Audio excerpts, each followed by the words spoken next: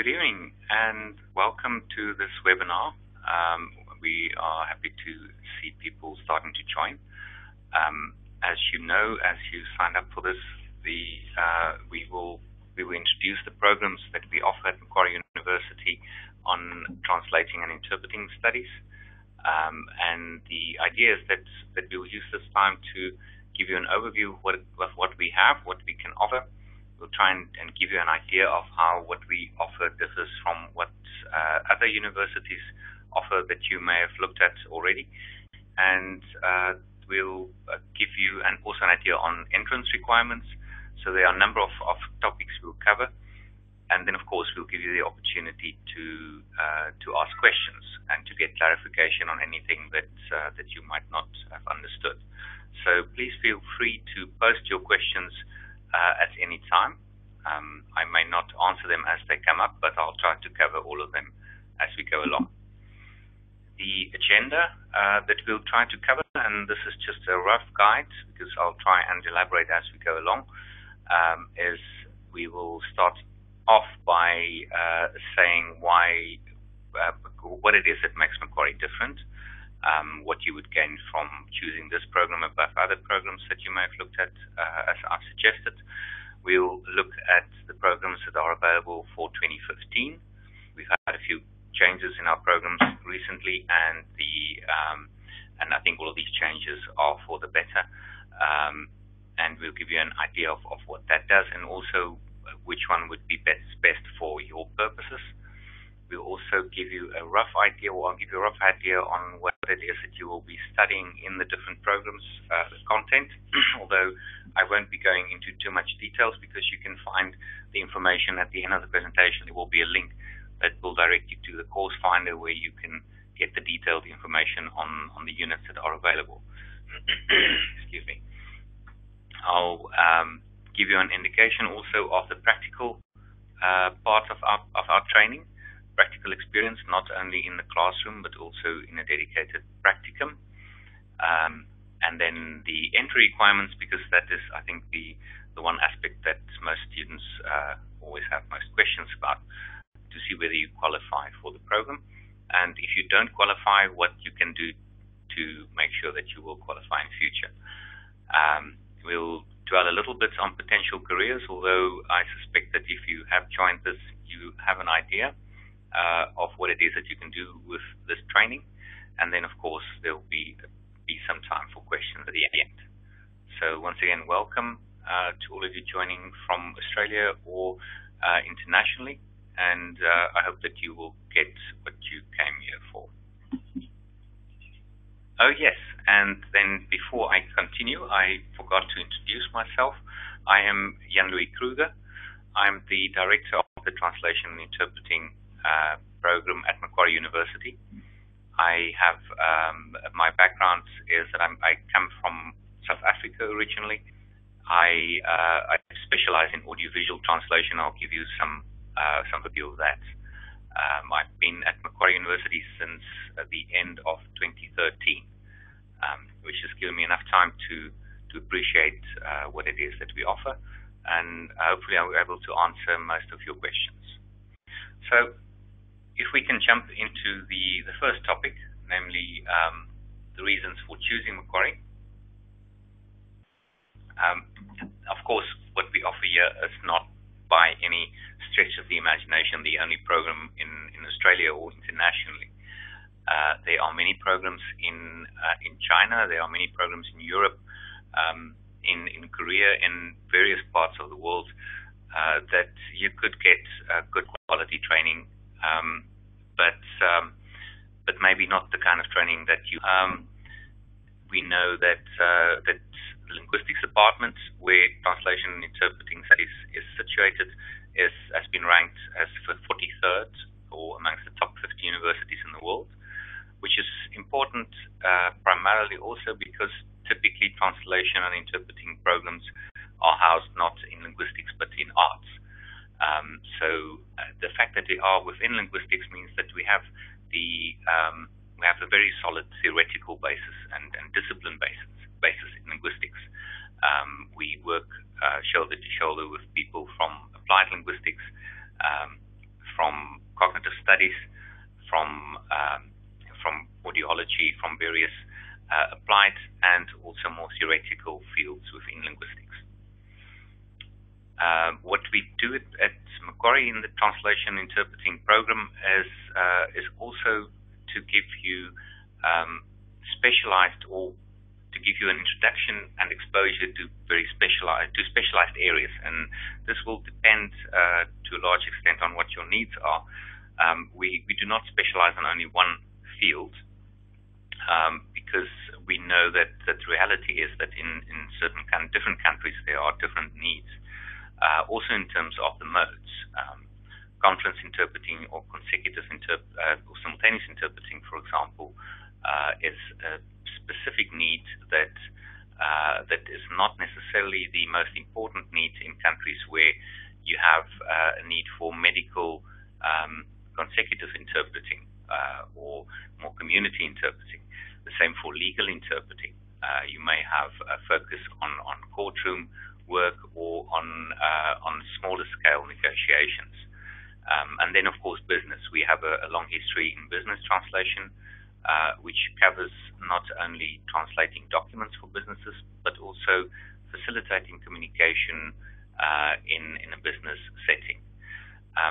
The reality of the program is that, and that's certainly our philosophy, is that when you are trained for translation and interpreting, you are trained to be a specialist communicator or communication facilitator. So throughout our program, we put a lot of emphasis on intercultural communication. It's not simply a set of skills that you need to master. You need to master these skills in a very particular context, and that is what we try to do through the specialized parts of our units, where we introduce you to not only medical, legal, and business translation, but these are our main foci. We also offer state-of-the-art translation interpreting technology. Now, that's not only in terms of what is available on campus, it is also part of our philosophy that the job of translator and interpreter is a job that has changed dramatically over the last 5 or 10 years. Many people think that it will be a career option that will be extinct in 5 to 10 years, but we know from years of research that even though translation, memory, machine translation, automatic translation programs are improving rapidly, none of these programs can function without human interfaces. That the real quality work, the work that clients are willing to pay money for, are jobs where you will need specialized training. But on the other hand, we are also aware of the fact that as translators and interpreters, we cannot ignore the developments that are taking place, and that are taking place rapidly. And for this reason, we put a lot of emphasis on training our students to not only use technology, but how to find the relevant technology and to keep up with changes in technology. The technology that we use in our courses are not simply tools that we provide in a number of isolated units or in one isolated unit, as it is done in most universities. From the very first semester that you start your training, we will introduce the technology into the classroom so that you start doing your assignments in the technology and not only offline. We realize that if you're a translator in this day and age, you very much have to do everything with full access to whatever the internet and other online and online resources can offer you. We also offer, all of our programs are approved by NAATI. The diploma is a NAATI approved program. As I go through this, I will explain it to you. But all our programs work on the basis that when we deliver students, they are ready for NAATI accreditation, and they are therefore eligible to work in Australia. For students who don't plan to work in Australia, the NAATI approval simply means that you can rest assured that our programs have a very high quality, and that this quality is monitored on an annual basis. It's not a quality that is based on achievements that happened in the past. We will also, in our programs, because we realize that a lot of what is available out there is directed specifically at training students to become translators and interpreters. We've also realized that we do need to add a research pathway. If you are inclined to do research or to engage more critically with a discipline, then we offer pathways to go into an MRes, which is a research master by research. You can go into the second year of a Master of Research from our postgraduate coursework programs, and then you can also from there proceed to the PhD, which is a highly sought after award at Macquarie University. So I will get back to that in a little while. I just had a question before I start explaining our programs, where the students will be granted a NAATI certificate. The NAATI certificate is attached specifically to specific units in our programs. The program as a whole is approved by NAATI, which is 1 year. If you look at the programs that we offer, it's a 1-year award, a 1-year program.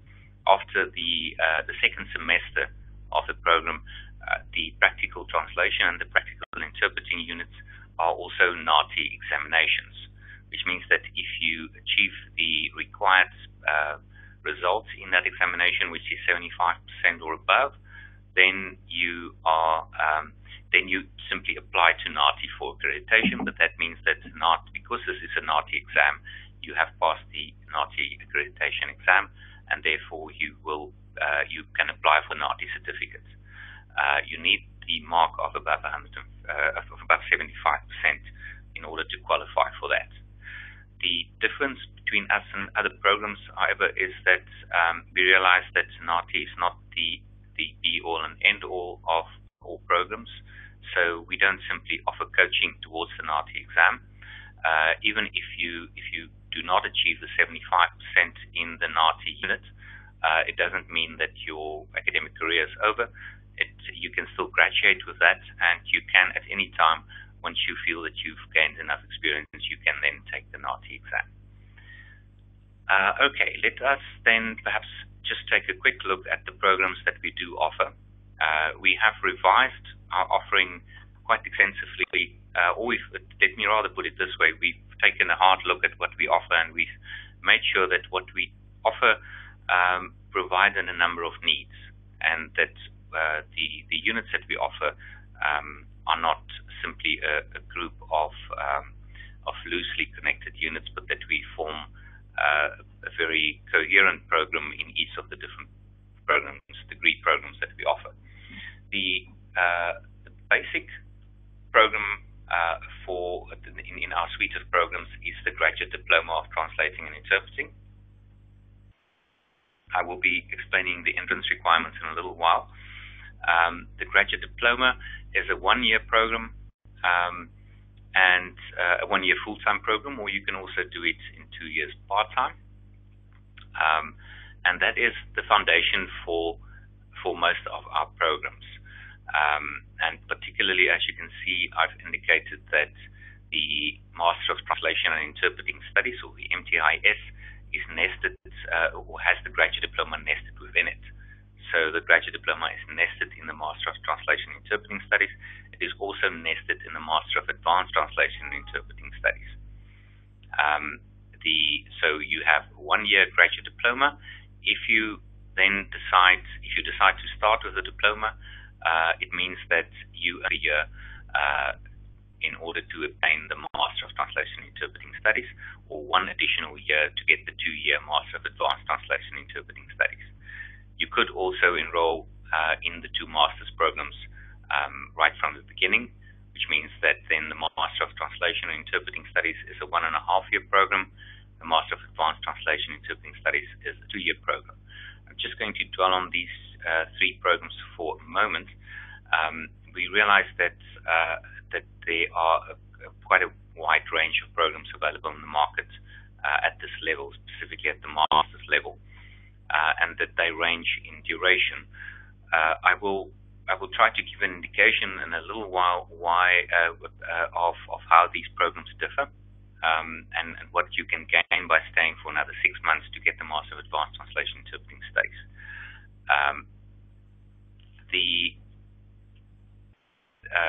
The Master of Advanced Conference Interpreting, which is a 1-year program, does not have the graduate diploma nested within it, but it builds on the same basis as a diploma. You do not need the graduate diploma to come into it, but you do need to have NAATI professional accreditation, which means that you need a mark, it used to be NAATI 75% or above in the interpreting unit at the end of the second semester, which is the second interpreting practice unit. We have decided that many of our students may not at that point be ready to get accreditation, but if they achieve a mark of above 70% in the second interpreting practice unit, they can gain entrance into the Master of Advanced Conference Interpreting. This is a specialized degree that we had just refurbished our interpreting training laboratory with state-of-the-art interpreting equipment. We do not offer this training to large groups of students, so there is some screening involved. But the training that you get in that program is very much focused on the professional skills that you will need to enter the very competitive conference interpreting market. So we've got the Graduate Diploma of Translation Interpreting building into the Master of Translation Interpreting Studies, which becomes a 1.5-year program, and the Master of Advanced Translation Interpreting Studies becoming a 2-year program. You can also decide to take these programs together with 2 other fields, namely Applied Linguistics and TESOL, or the International Relations with those masters, which means that instead of doing 2 masters, you can get a double degree.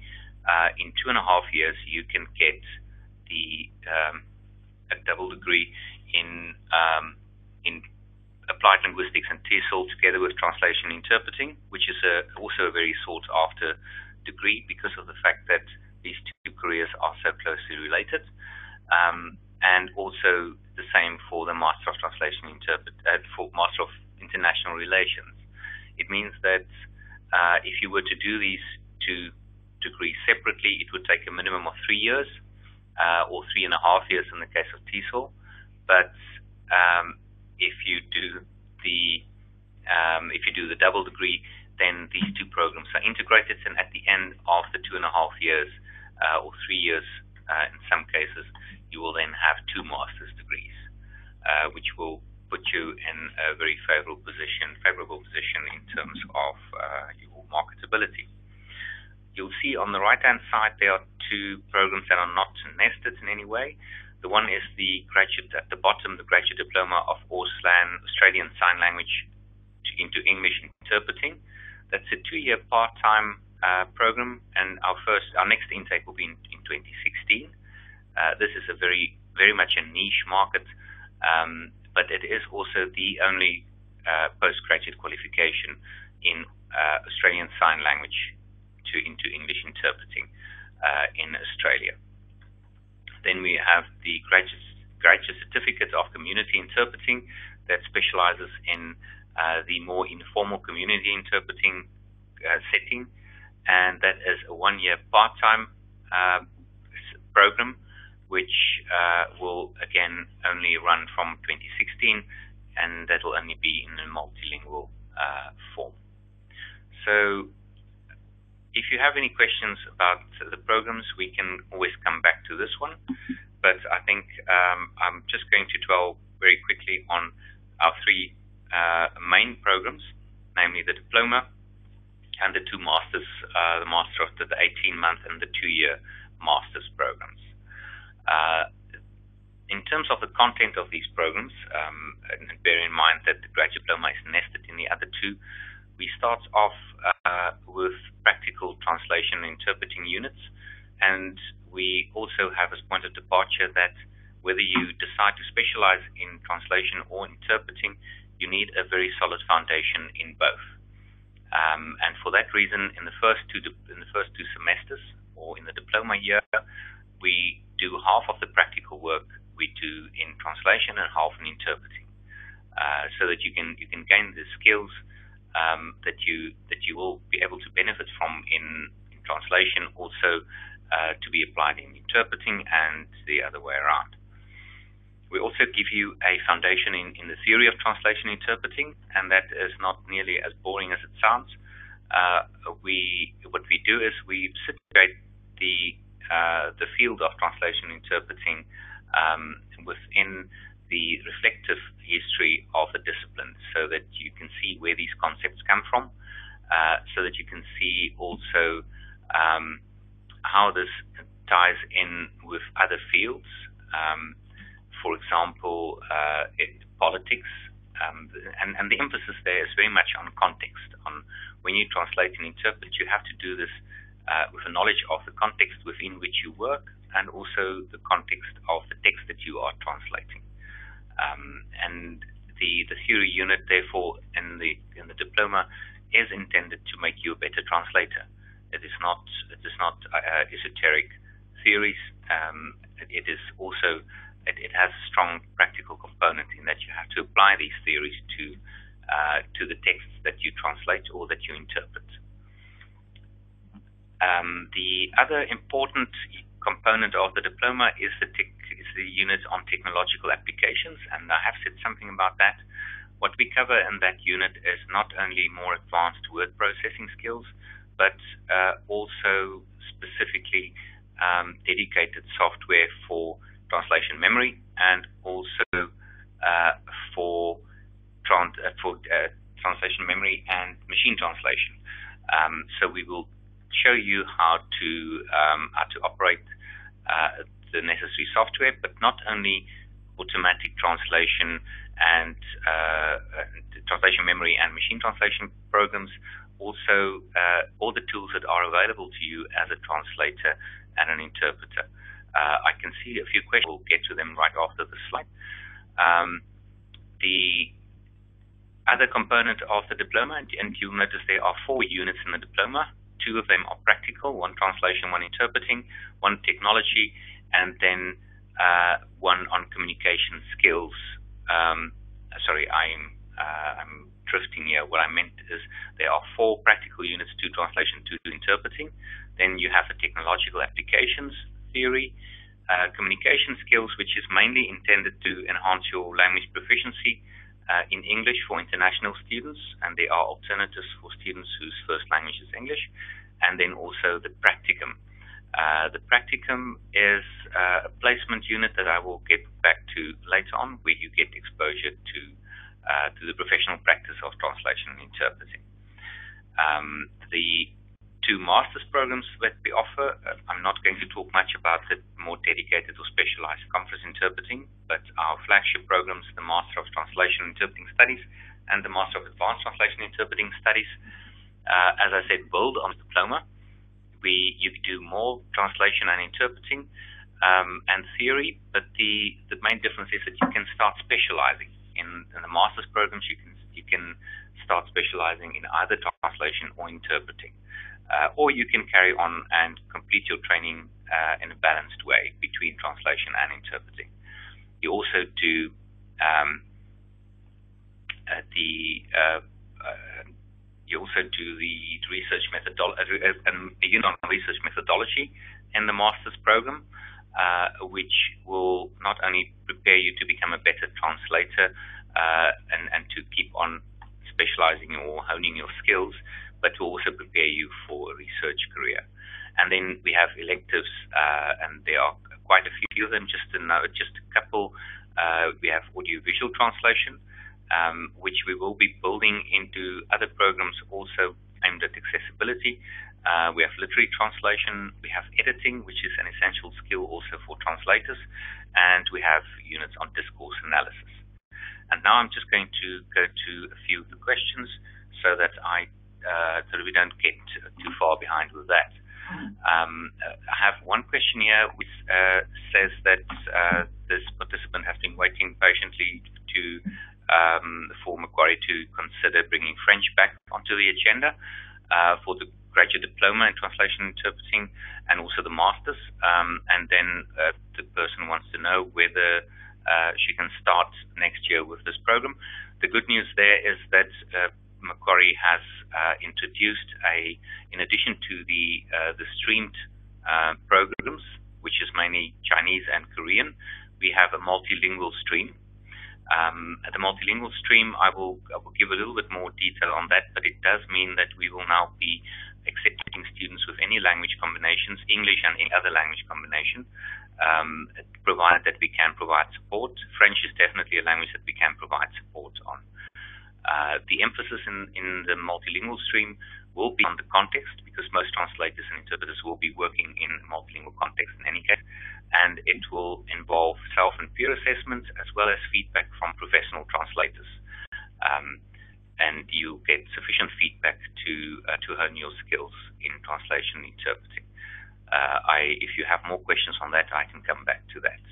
Second question was that somebody is a NAATI certified translator, and then asking what program can they enroll in.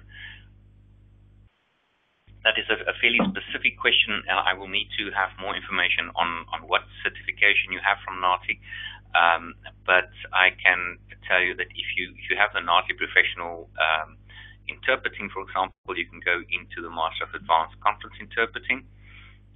If you have NAATI certification in translation, then you can apply for the for exemption from or credit in some of the units that we do offer, the practical units. Typically, that would be the NAATI units in the diploma. But that would definitely be considered when we look at your application to see whether you qualify, even if you did not have the entrance requirements for the program as a whole. The next question deals with practical placement locations. It's not something that stays the same because the market changes and we get new clients. We are working on establishing a translation agency so that we can provide even more placements. Most of our students do get, there is enough work around that most of our students can actually get placements with actual users. We do interpreting at cultural events, for example.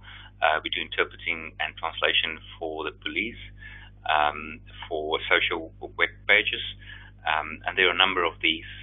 I'm not going to dwell on too many of them at this point because there's some more information we need to get to and some more questions. The next question is I'm going to deal with is how what the level of a second or third language should be before starting, and whether I can continue to develop my additional languages while studying one of the courses. The basic requirement that we have for our programs is near-native ability. You should be proficient bilingual, so there should be a fairly high skill. Now, this of course differs from language to language. In terms of English, and I'll get to the English language requirement on the next slide, I think, we need specific levels.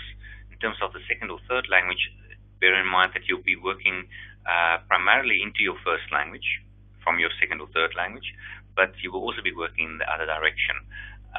You will definitely, in other words, if you don't have bilingual proficiency, you will be encouraged to continue improving your proficiency in your second or third language that you work into. I hope that answers the question. There is a basic level of proficiency that you will be required to have, and this will be assessed based on your results in previous training or on personal screening. There was a question on whether you can study part-time, so that you can work while studying this degree. Now, at the moment, the programs that we offer are all offered full-time, with the exception of the certificates in community interpreting that will not be running next year. But we are planning, particularly our multilingual stream, to phase that in as a program that can be studied part-time, because because we know especially local students tend to also have, and of course not only local students, but particularly in Sydney, we had the experience that many of our students work full-time, and we are definitely going to cater for that. Some of our units can be taken off campus by and online. It's only a handful of them at the moment, not the full program, but we are definitely building towards that. I cannot guarantee at this point that next year you'll be able to do the whole thing part-time, but please contact us and I can give you more specific details on that at a later stage. I have a question on the career outcomes for the Master of Advanced Interpreting Studies. Was that? I'm not sure. It says MAITS. I'm not sure whether that's the. It's not the Conference Interpreting, so it's a 2-year program, I assume. The career outcomes, and then the other one's job prospects. Is the industry growing? I'm sorry, there are a number of questions here, and I'm going to try to handle them as I understand them. And I think most of these questions deal with the career possibilities from these programs. I will be getting to that in just a moment, so if you bear with me, I'll cover that. I can just very briefly say that is there a market for translators and interpreters? Most definitely. There is, with the constant globalization that will not slow down, there will always be a need for translators and interpreters. As international business picks up and grows, as internet requirements, online requirements grow, there will always be work for translators and interpreters.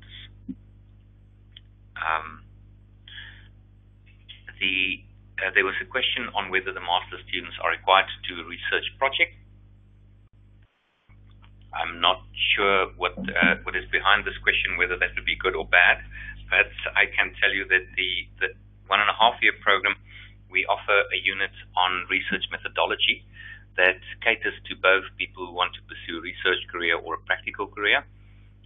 We give you the research skills and techniques that you can use to become a better translator, or you can decide to focus on research techniques and methodologies that by means of which you can do more scientific research.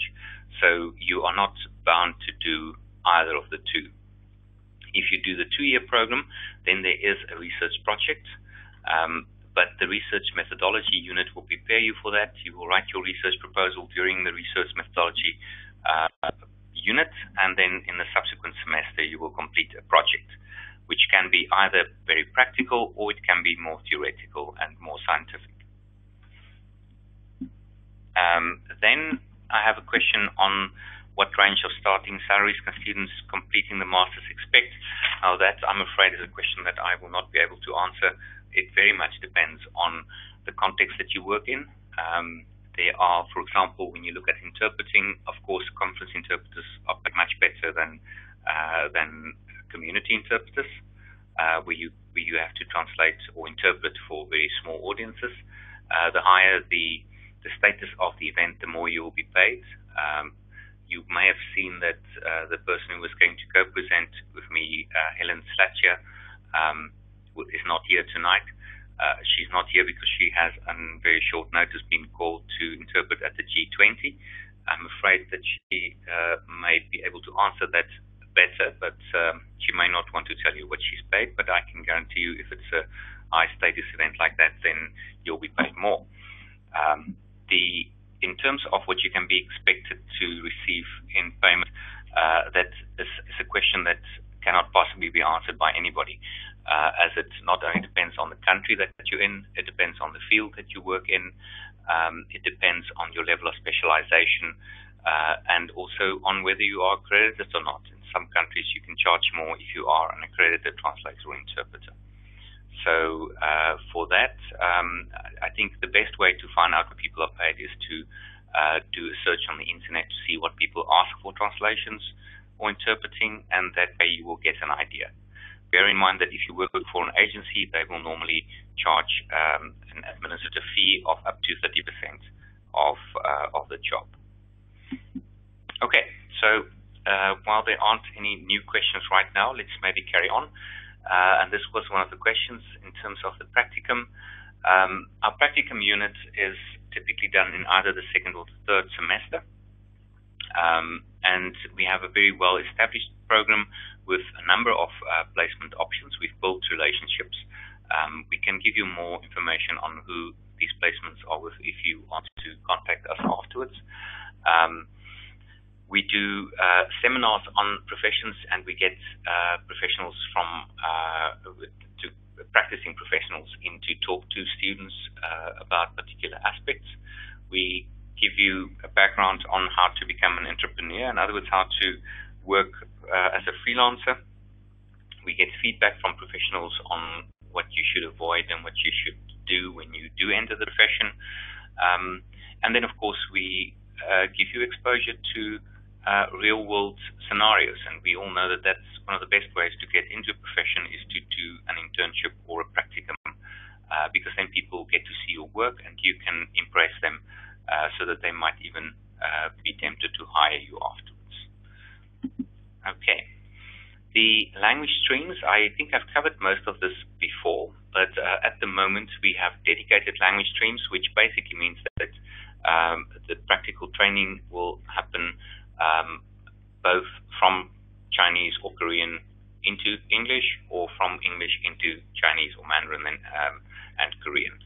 So translation and interpreting in both directions, with equal attention being paid to both. The multilingual stream that we are adding from 2015 will focus, as I said, also already on multilingual contexts. It will be based on peer and self-assessment. It will give you the skills that you will need to hone your skills as you go along and after you've graduated. But it will also give you professional feedback. So the majority of teaching will, but there will also be ample opportunities for feedback on your work from practicing professionals. Where we can, we will do that on campus. If it's languages that we do not offer on campus, then we will be contracting in professionals from outside the university. In terms of the question on Cantonese, the reality is that in all programs that are offered at universities, there is mostly a market supply and demand situation, which means that the more students you have in a specific language, the more likely you are to have training in that particular language. The multilingual stream will also cater for Cantonese. So that will, from 2015, that will also be covered. There's a question on whether Macquarie University has a booth or a booth. I suspect that this is in relation to conference interpreting. And yes, as I mentioned a little bit earlier, we just upgraded our conference interpreting laboratory. We have, I speak under correction, but we have at least 8 people at any particular time in training in the booths, and then we have simulated conference context in which the training takes place. The advanced conference interpreting, the Master of Advanced Conference Interpreting, most of the training in that program is done in that laboratory so that you can become familiar with the equipment. You can see an example on the slide of these booths. Okay.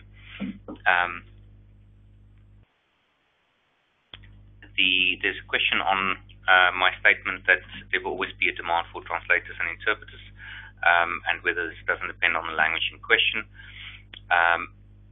and that Asian languages are more in demand than, for example, French.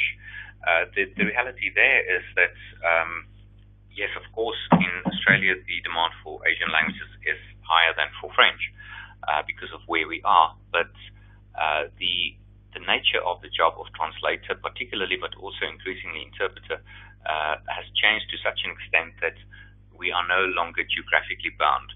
You can negotiate for jobs anywhere in the world because you can deliver it online. Also, interpreting.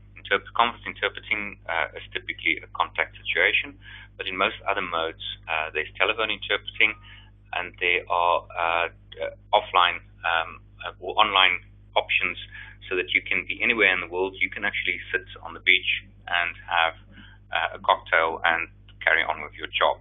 Not that we encourage our students to drink while they work, but that is the reality of it. Nobody needs to know where you are when you're doing these jobs. And for that very reason, and also because language multiplies, the use of language on the internet multiplies, means that there will be more people needing facilitation in more languages. And if you are good at what you do, then you will always be able to find work in what you do. Even though the Google Translate can do a very good job of a very basic translation, anybody who makes a living out of a product will not rely on Google Translate. They will at least require a professional translator to clean up the work that is done. And that's also why we put a lot of emphasis for our students on the fact that increasingly your job as a translator, interpreter to some extent, but more translator, will change. You will no longer sit somewhere in an office and get a handwritten text or a printed text and translate word for word. You will, to a large extent, a lot of what you do will be cleaning up the messy translations created by machines. And that is what we also prepare our students to do, to focus not only on the more elevated literary translation, but how to deal with reality. The fact that machines are not your enemy when you're a translator, it means that you can deal with much higher volumes of translation, even if you are paid less for those. Per word, you can do much more, so you can increase your income. You can also do much more consistent work because you don't have to go to your dictionary every time, and in that way you can always increase your business. There's a question on whether international students can get to intern at university. Will the university help us to get intern or some professional experience opportunities? The practical component, or the practical unit, the practicum that we have, is specifically designed for that, to get students practical exposure. This may not be possible in all situations, depending on the languages. There will, of course, be a higher demand for some languages than for others. I know, for example, in Korean, there's a higher demand than we can supply for internship type work. But this will, to a large extent, depend on what you are doing and what languages you are, what fields you're working in. What we do offer, on the other hand, is if we cannot find a placement for you, we will generate a simulation and we will expose you to the practical marketplace in a simulated environment. We do that as a last resort if we can't find placements, and we will, as I said, we will be moving towards an on-campus translation agency, and that will have as main motivation to create opportunities for students to do actual practical work, real jobs, in other words, for real clients. Okay, so we're going to carry on. The entrance requirements, the entry requirements or criteria for these programs. For all of our programs, we require a bachelor's degree in a language-related discipline. Now, this can be fairly wide. The technical term is a cognate discipline.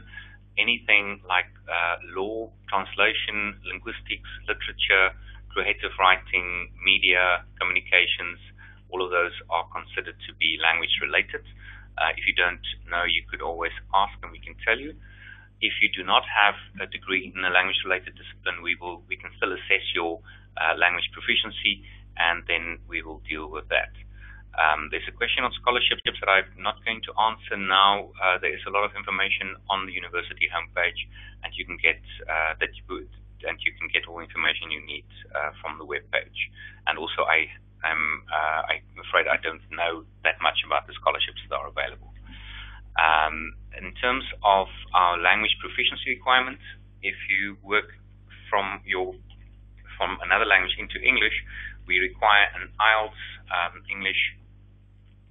International English Language Test score equivalent to 7 overall for the master's program, with a minimum of 6.5 in each of the bands. If you do not have that, if you have then you need at least a 6.5 to get entrance into the graduate diploma, which means that if you have above 6.5 but below 7, you can start with the graduate diploma, and then after completing that, you can carry on with the master. So then you don't need the 7 after that. So that's in terms of the language proficiency. You can also see on the webpage there are conversion tables if you have other language proficiency evaluations to see what levels you need in those to be equivalent to the IELTS scores. You also need proficiency in another language. Those are just examples. Chinese, Japanese, Korean, Spanish. We can also accommodate a variety of other languages. And if you have a specific request, you can contact us and we can tell you whether we will be able to accommodate you. But essentially, if we have 2 students from a particular language and we have access to somebody who can give professional feedback, then we can accept you. Potential careers, there was a question about that also. It's very difficult, again, like saying what you can charge or what you can earn. It's difficult to say what careers there are. The more conventional careers are literary translation, for example, but that's a fairly niche area. Text translation, and that's particularly in business and manufacturing environments, where you can do in-house translation or work for companies that work for these businesses. Localization of software, for example, Microsoft Word or in any actually all the Microsoft products are localized into different languages. Computer games, for example, are localized into the languages where they are sold, for the countries where they're sold. You can become a subtitler or an audio describer, in other words, audio-visual translation, and that's the one field where you do not need a second language. You can work only in one language, in English only, because the emphasis there is on accessibility. So you subtitle for the deaf or hard of hearing, or you provide audio description for the blind. At the moment, we don't have that as a specialization yet, so you can't come into the program if you don't have another language. But we are looking at putting together a program that will focus not only on accessibility, but on intercultural communication that will be tailored specifically for the markets where you may be more monolingual. You can become a court interpreter. You can go into business interpreting, medical interpreting, conference interpreting. Intercultural liaison is another field. And then, of course, the one that's not here is a professional translator or interpreter working as a freelancer or working for a translation agency. The nature of careers will keep on changing, but if you can impress your clients, then and if you're good at what you do, then you will definitely not be short of work. The languages with the largest number of students are Chinese and Korean at this stage on our campus, and I think that's the case at most universities in Sydney. So essentially that is the information that I have.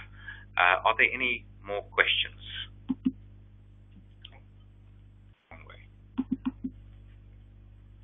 The scholarship information, as I've already mentioned, I cannot give you much information on that. I know that if you come from an international university and you want to come for a semester abroad, then there is a special fee, reduction of about 30% on that one semester, if you come for one semester. But in terms of other bursaries, it will be like in any situation, the bursaries are highly competitive. So if you perform very well, you have a better chance of competing for a scholarship. And I think that there are links where you can specifically look for scholarships and for information on scholarships. Are there any other questions? I have another question here on part-time study, and I know I was a little bit vague on that when I mentioned it. I will be able to give you much more concrete answers in about a month from now, because we are just finalizing arrangements for that, and I don't want to commit myself to a specific answer at this point. What I can tell you is in the diploma, with the 4 units in the first semester of the diploma, there are 8, in the diploma there are 8 units in total. Of these 8 units, 4 will be available for part-time study, but the practical units at this point in the language streams are not available for part-time. Our idea with the multilingual stream is that will be introduced from the beginning as available for part-time students as well, or for after-hours study. Then more pertinently, I think, would be a question that you would have if you are in Sydney. We are not aiming to introduce the whole program as an online program in the very near future, although we're definitely working in that direction, providing more and more online support. But I can tell you that in the next, if you were to enroll in the program part-time and you were to enroll next year, that means that a part-time enrollment will mean that it'll just take you twice as long as a full-time person. Then you will be able to enroll next year and complete your degree, because by the time that you will be reaching your further semesters, we will have introduced the part-time. It's not an optional. We're definitely going there. It's just going to take us a couple of years to get to a full program as part-time. There was a question on opportunities for studying abroad. There are opportunities, and we are busy entering into agreements with more universities. At the moment, we have agreements with universities in Belgium and Spain, specifically for translation and interpreting. And the idea there is that we will have programs where we will accept units that were completed, credits that were gained at the other university will be accepted within the program. So essentially, yes, it is a study abroad program. Not all of these are attached funding to them, but we are working on more of these. And at any point, you can do a semester abroad, and then before you do that, just find out what units you will be doing, and you can apply for credit with us, and we will be able to tell you which units we will be able to credit. I hope that answers that question. There was a question on the copy of the slides, and that will definitely be available. This entire webinar has been recorded, and it will be available for you to watch at a later stage also, as well as. And we will also email all participants the slides, the presentation. There's a question on whether the master's program covers all modes of interpreting. In the Master of Translation Interpreting Studies and the Master of Advanced Translation Interpreting Studies, the emphasis is on, we do cover all modes, yes, but the emphasis is on conference interpreting, and on the other hand, the emphasis is on simultaneous interpreting. Not only simultaneous, all modes that are used in conference settings, but the emphasis is on simultaneous. You can also, if you were interested in the Master of Advanced Conference Interpreting, you could complete the diploma first, and then if you were to achieve a mark of above 70% in the second practical interpreting unit, you can gain entrance you can transfer then to the Master of Advanced Conference Interpreting after your first year. Thank you very much, all of the participants, everybody who attended. I hope that you received some useful information. And please feel free to contact us. You're welcome to also, if you are in Sydney or if you visit Sydney, welcome to drop in, and we can show you around and show you what it is that we do. Thank you for your participation, and we hope to see you on campus. And yes, just to answer that last question again, we will be emailing all participants a copy of the slides, and the webinar will also be available. So if you did register for the event, then you will automatically receive a copy of the slides. If you did not, then just register now, and we will be able to have you. Thank you very much, and good evening.